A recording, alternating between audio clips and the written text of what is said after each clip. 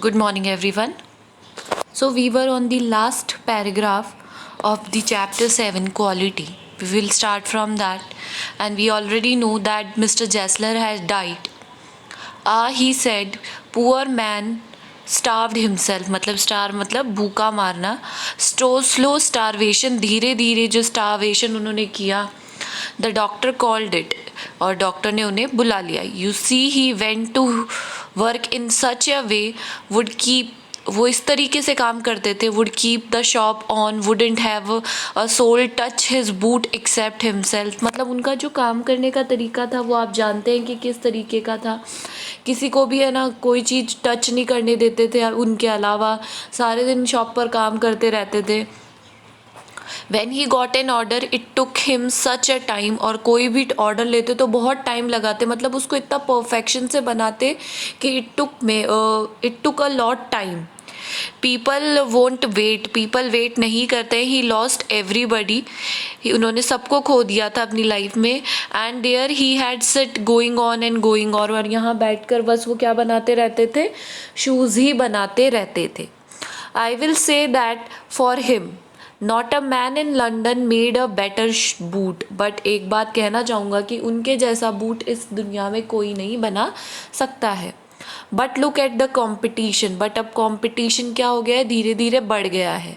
He never advertised would have the best leather too, उन्होंने कभी advertise नहीं किया और बेस्ट लेदर था उनके पास. And do it all himself, और सब कुछ खुद करते थे. Well there is this, what could you expect when his with his ideas. और आप एक्सपेक्ट भी क्या कर सकते हो उनके आइडियाज़ से. But starvation, that may be a bit flowery as the saying is, but I know myself he was sitting over his boot day and night. मतलब वो दिन रात अपने बूट्स पर काम ही करते रहते थे. to the very last you see I used to watch him, और मैं तो उन्हें बैठकर वहाँ देखता भी था कि किस तरीके से वो बनाते हैं. never gave himself time to eat, अपने आप को टाइम ही नहीं देते थे खाने के लिए. Never had a Penney in the house, और हर घर में एक पैसा नहीं होता था उनके. All went in rent and leather, सब कुछ वो जो भी कमाते थे सिर्फ रेंट में और लेदर में ही खर्च कर देते थे.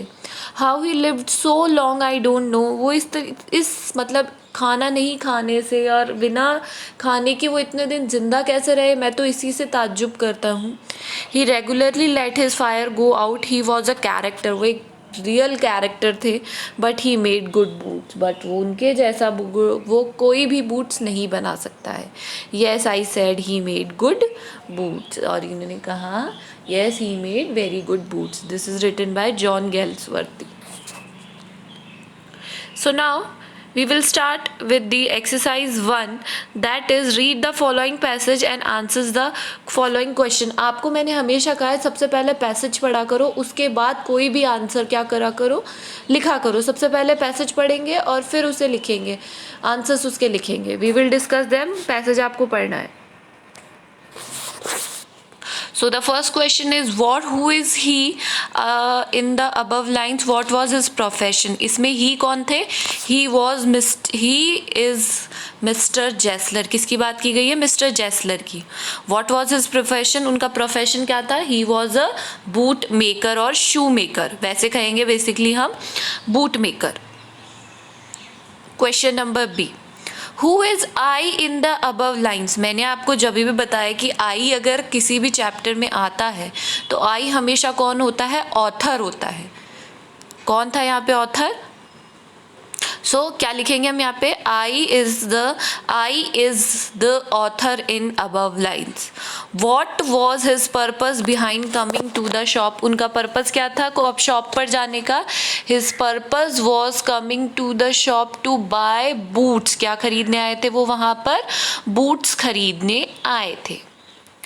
When does the author want his boot, author को कब चाहिए थे वो बूट्स अपने, ये देखिए ये लिखा हुआ as soon as you conveniently can. तो उन्होंने कहा कि जितनी जल्दी हो सके आप मुझे बूट्स दे दीजिए. Okay, now the next question is right the synonym of the word easily from the easily का जो वर्ड होता है सिनोनिम मतलब सेम, एंटोनियम्स मतलब अपोजिट, ये याद रखना। सिनोनिम मतलब सेम वर्ड ढूंढना है, तो यहाँ पर कन्वीनियंटली का अर्थ भी easily होता है, जितना easily हो सके या जितना conveniently हो सके।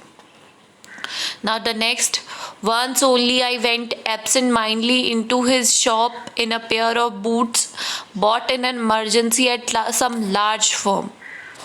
He took my order without showing me any leather, and I could feel his eyes penetrating the inferior covering of my foot.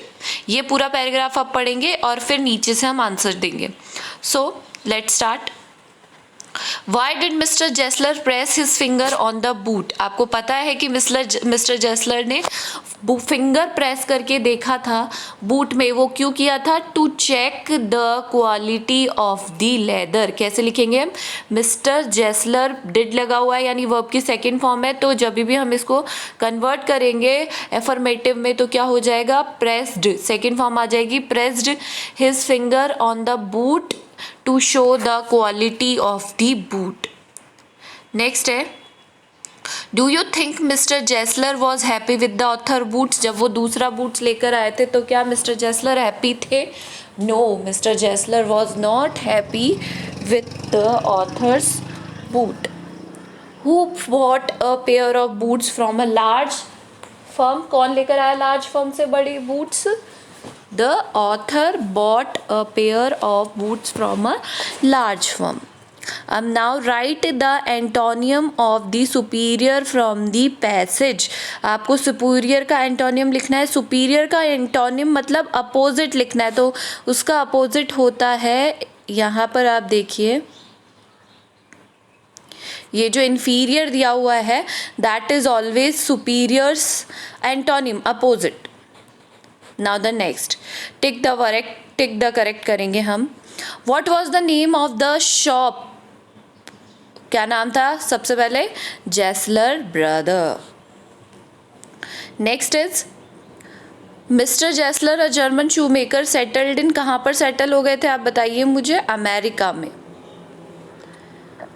In the words of Gessler, beautiful means beautiful.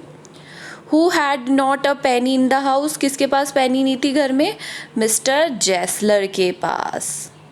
So I guess आज आपका homework है कि आपको जितनी दोनों passage copy में करने हैं and tick the correct answer करने हैं, and you must write the passage. This is all for today. Thank you.